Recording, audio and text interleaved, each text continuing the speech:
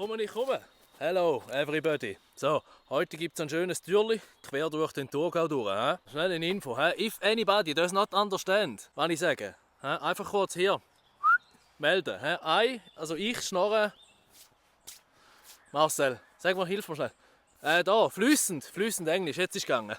Jetzt spritzt dich bisschen gut zuerst, bevor wir loslösen. Jeder noch 2-3 Spritz Antibrum mit Stuben nur. Oh, nein, so nicht. Excuse me. Wunderbar, dann hauen wir's. Never mind. Oh, kommt mal her. Kommt her, kommt. Hier, wunderschön, haben wir einen Äpfelbaum. Da ist der Thurgau bekannt dafür, nicht wahr? Schöne, rote, saftige, feine Äpfel.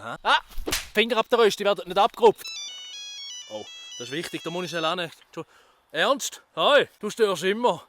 Nein, ich mach da gerade die Tour, weißt du? Ja, du sagst es. Oh, Ernst, ich lüte zurück, dort wird schon wieder einer Töpfel her. Du, hast du eine Bühlen im Helm? Da, nicht abrupfen. Die sind doch noch sauer, die Siechen. Also wirklich ein bisschen gut. Jetzt habe ich es schon zweimal müssen sagen. Tönt doch nicht so einen Begriff stutzig. Gut, dann gehen wir jetzt langsam wieder zurück. Verdammt nochmal, wer hat jetzt da drin gebissen?